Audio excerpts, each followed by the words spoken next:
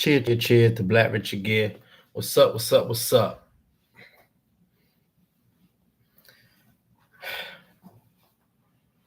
It's gonna be a long day.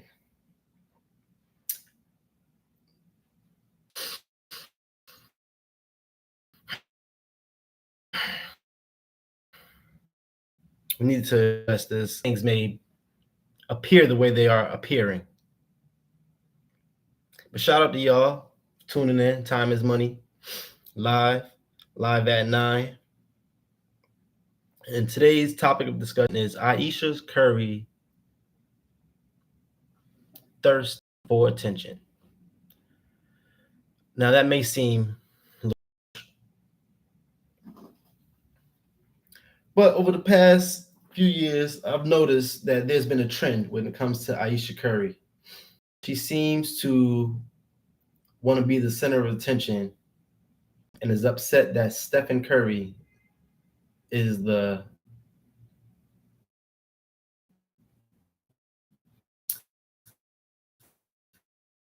I don't want to say the very popular individual, and I think she thought that would be that one day, and it didn't transpire the way she intended to. So I just want to start with some context. I want to make things make sense today. That's one thing I wanted to do. I know a lot of times people, they speculate and they say different things, but I wanted to be transparent on why I believe Ayesha Curry is so damn thirsty for attention.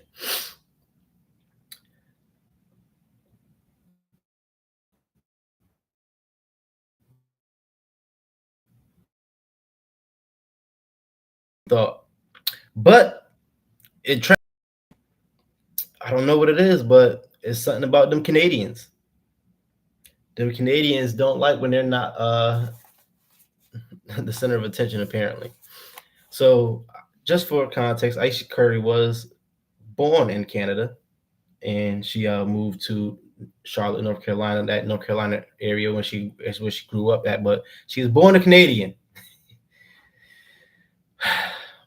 I should say enough. But I'm gonna make this real brief. Like I said, I don't want to take too much of your time because it's not that much to dig. If anybody wanted to find out this information, they could have found it out. But her and Steph Curry, they were sweethearts in college or whatever. They met in college and their relationship budded from then. But I don't think people realize Ayesha Curry's history before Steph. So doing some digging, like I said, I like to do my research on things, and I discovered that Ayesha Curry has always had this thirst for the big screen, the big light. She first started acting at 12. It says she started in a music video. Probably was like a local music video for somebody. She played the love interest of somebody. But they say she was the love interest for somebody in the video called Too Young for Love by Sugar Prince. So her first ever appearance on any screen was at 12. Then it says that she appeared in a short film, Underground Street Flippers, in 2009. Also, the TV movie Dan's Detour of Life, yeah, 2008. Again, well, that's a little bit before that, but in 2008, again, she did another movie, a DVD movie called Love for Sale. So that was all in 2008. Now, I don't know if people know how long Steph Curry's been in the league, but he was drafted in 2009. So with that being said, her acting career started before his. So it's quite reasonable for her to think that maybe as his career ascended, her career would ascend as well. She maybe thought she was going to be, I don't know, the next big actress. She maybe thought she was going to be the next Halle Berry. We don't know. But her and Steph ended up getting married in 2011. And once again, for context, he was drafted in 2009. They were married in 2011. And very shortly after that, they had their first child. It's quite reasonable to believe, she thought, hey, I'm marrying an NBA player. This is as good as it's going to get. Granted, she probably didn't think he would be up to the level that he has became, But once again, if you make it to the NBA, that's only a select few that make it that far. My next, I want to say, well, let's keep it in context. So she had one child right after marriage with Steph. Steph's career, if you don't know, he wasn't the star of the team. It was Monte Ellis that was the star of the team. They ended up trading Monte Ellis to basically make way for Steph to be the star of the team because you really can't have 2 point guards unless one's gonna differentiate to the other, and they didn't work out too well. So that is what happened with Monte Ellis. Monte Ellis, eventually left, and over the years, Steph started to get better and better and better.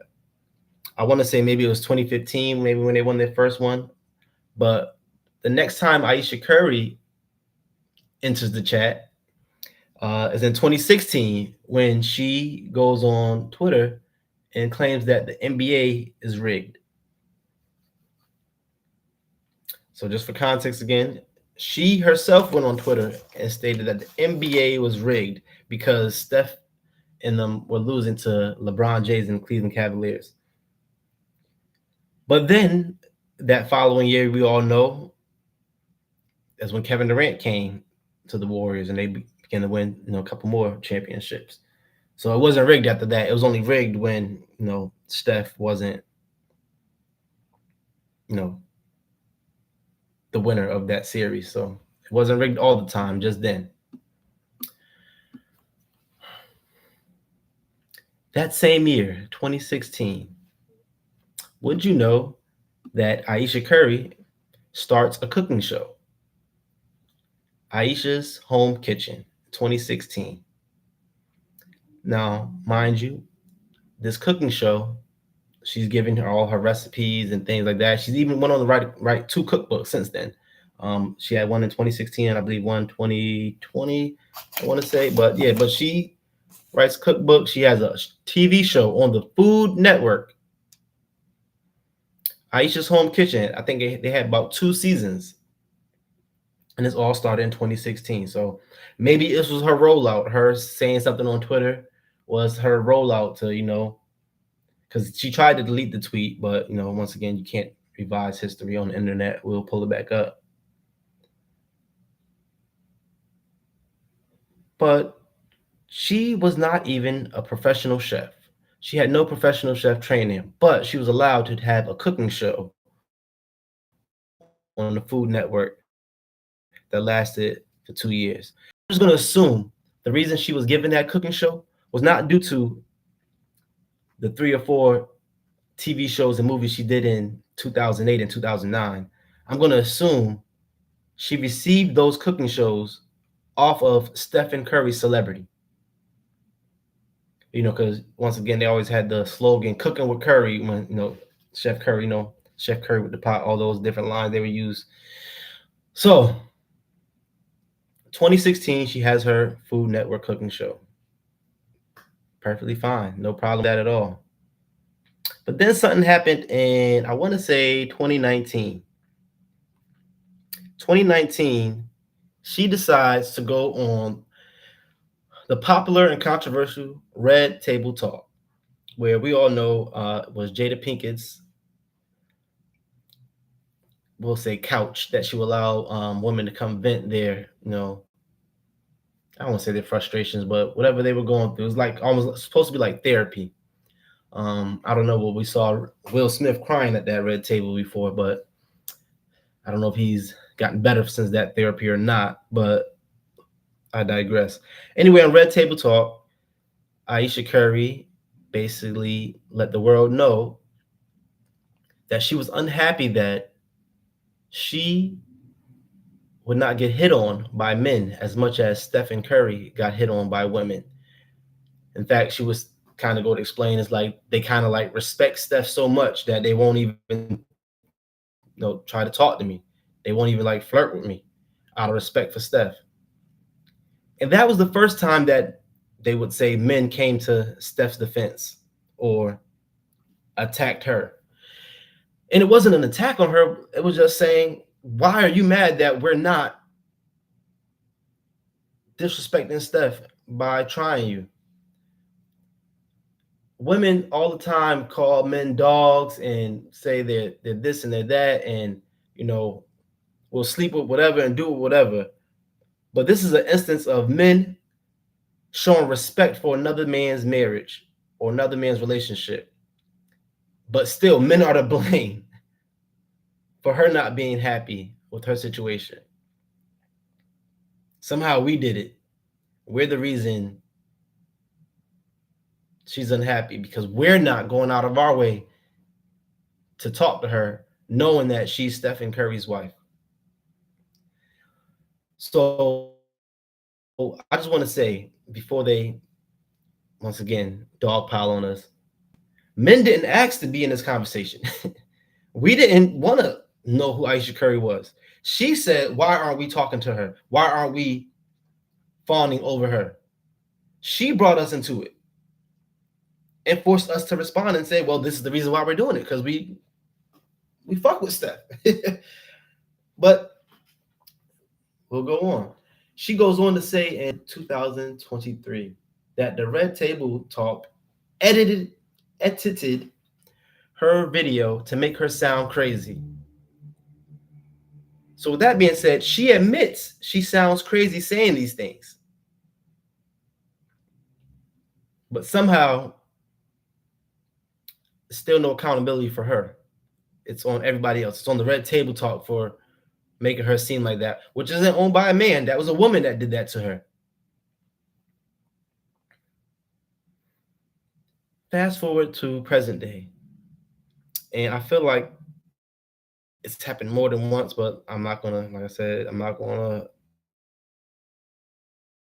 She never wanted to have kids. It was never her dream. It was never plan. You know, she wanted to be this career woman. She wanted to be this star. She wanted to be the girl that was out there. And it sounds like from her past, that's what she tried to do. She tried to be the star. She wanted to be a movie star. She wanted to be an actor. She moved out to LA to, become an actress and all these things.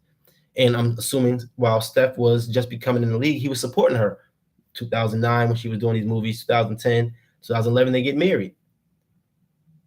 So is it his fault that his career extended so far? Didn't. But now revisionist history is okay. We're supposed to feel bad that she wishes things were different, and everybody's entitled to their own opinion. It's perfectly fine that she wants to vent these things out and say, "Man, I wish, I could have, pursued my career more than going and starting a family so soon." That's perfectly fine.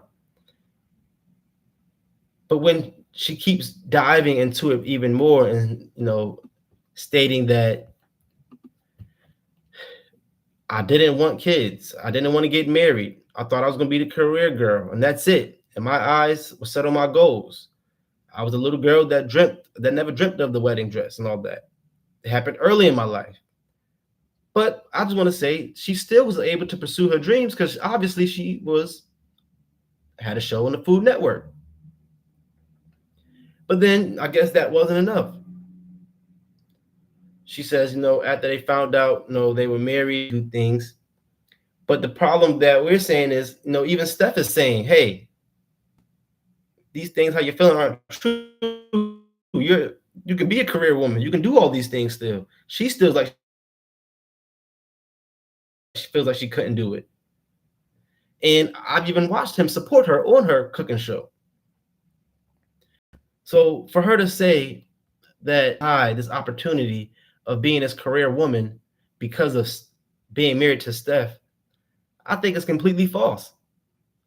I think, if anything, he elevated her career. He allowed her once again to be able to get a Food Network show. I highly doubt her cooking is that great that Food Network wanted to reach out and say, hey, let's give you a TV show. Even now, she's appearing on these podcasts with these women, and it's like she's doing it to further push the narrative that she's unhappy being married to Steph. And men, especially black men, all we're saying is, man, can he get a break? He's not upset with it. It's perfectly fine. We're just saying, man, here we go again. Because we was dealing with this in 2019.